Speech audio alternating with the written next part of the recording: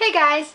Today we're going to discuss Ruby Red by Kerstin Gier, the first in the Ruby Red trilogy. I think it's called the Precious Stone trilogy. I'm not sure, but I'm going to go with the Ruby Red trilogy. This book is about a family with a time-traveling gene. Now, it was predicted that a child born on October 17th would be the time traveler. So, 16-year-old girl Gwyneth lives with her grandmother, and her cousin Charlotte also lives there. Charlotte was taught how to speak in other languages and to speak in different time eras. But behold, Gwyneth's mom comes out and says that she changed the date Gwyneth was born. So Gwyneth was not born on October 18th, she was born on October 17th. This book was absolutely amazing. I loved it. It's like Doctor Who but without the TARDIS. And you can't go to the future apparently. Which I think she did go to the future though. But that wasn't a... Never mind. I give this book 5 stars. Like, that's how much I love it. You guys should really pick this up. Like, really.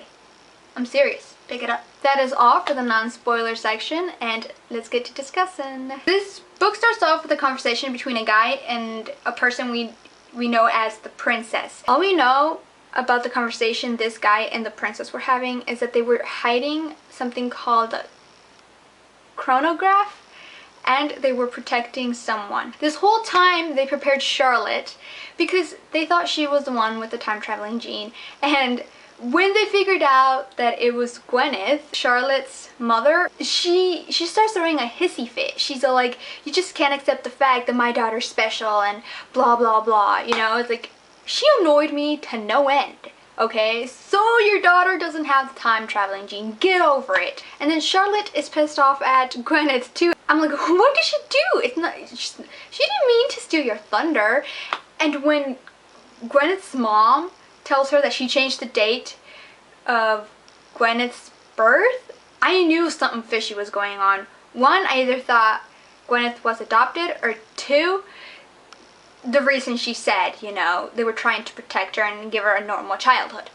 But red flags went up. The third time she travels back in time, when she's at school, and she saw her twin with this guy, and they were fighting about something. They were dressed in ball gowns and stuff. The girl, not the guy. The guy was dressed in something else. I immediately knew she had traveled into her own time stream. So when she starts kissing this guy, she's like, is that how I really look like when I kiss someone? Oh my god.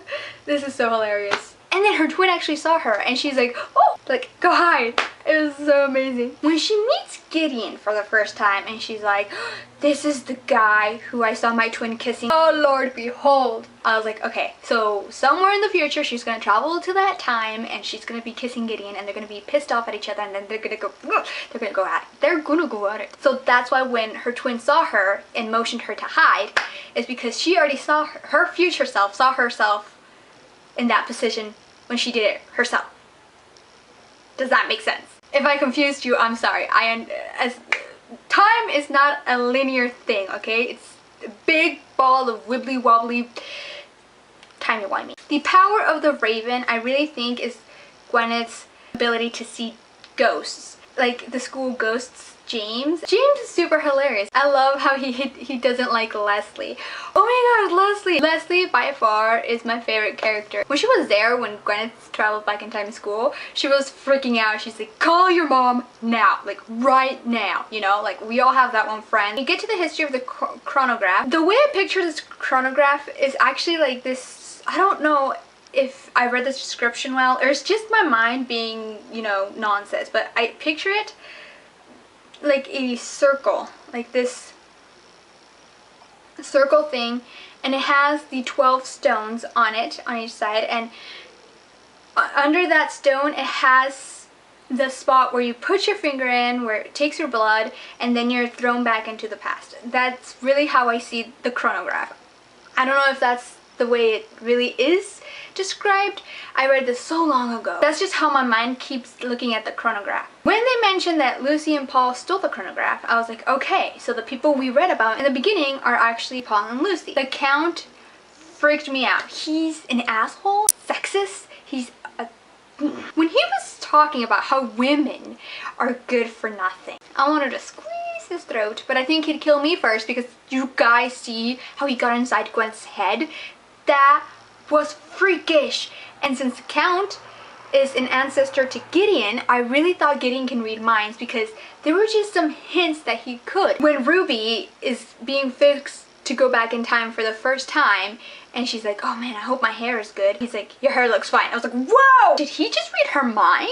When they were attacked after the Counts, they went to visit the Count, like Gideon was so like, when she grabbed the sword and cut the other guy, and he didn't even say thank you. He was all like, you could have gotten hurt, or, you know, I had things under control. No, you didn't, Gideon. No, you didn't. You almost got killed. Would it kill you to just say thank you?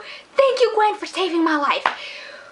Pride, I swear. The ego in men. And then it gets revealed that yes, Gwyneth is adopted by Grace. Gwyneth is actually Lucy's and Paul's daughter. When they go to see Lady Tilney, I think that's how you say the name, and Lucy and Paul are there, I was like, okay, how did they know that they were gonna be there? Like, seriously, like how? This just doesn't make sense. And then Gideon goes off to blame her, and she's like, why does everything have to be my fault? Sorry, I got a little emotional there. I'm sorry.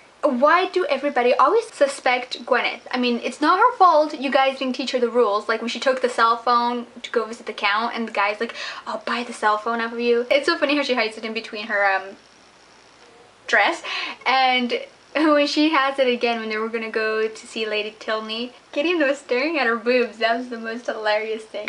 And then she's like, you see something you like? It was like, there's nothing hiding in there, is there? And then she just takes out her cell phone. So yeah, Gideon blames her for Lucy and Paul being there. I mean, stop blaming her. You guys didn't tell her the rules. If you guys stopped being all snide and ugly and mean to her and actually tell her the rules and actually teach her something, maybe none of this would happen. I'm just saying. Okay. Oh my god, the kissing scene when they're in the church. I've never seen one of the back in the day confessionals. The one that the church I used to go, it's actually a room and you're sitting across from the person, what is he called? The priest? Father? Whatever. And you're just sitting across from him, there's nothing there. But the kissing scene was, what? I already read Sapphire Blue, but since I don't want this video to be so big, I'm gonna do 2 videos. Thank you guys for watching. I'll see you guys next time. Bye! Hold on, I gotta go open the door. My sister's here. My dog's gonna start barking in a minute. Hold on. Ante gato, ya llego, llegas.